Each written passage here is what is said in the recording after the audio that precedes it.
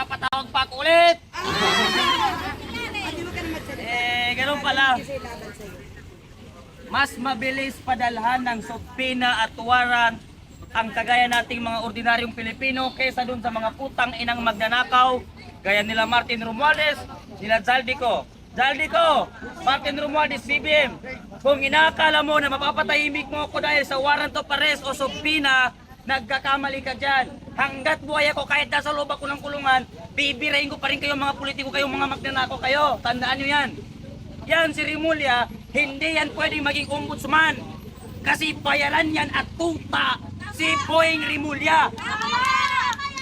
Hindi pwedeng maging ombudsman ng isang politiko o isang bayaran gaya ni Boying Remulla. Tapos papaupuin mo sa ombudsman sino si Remulla?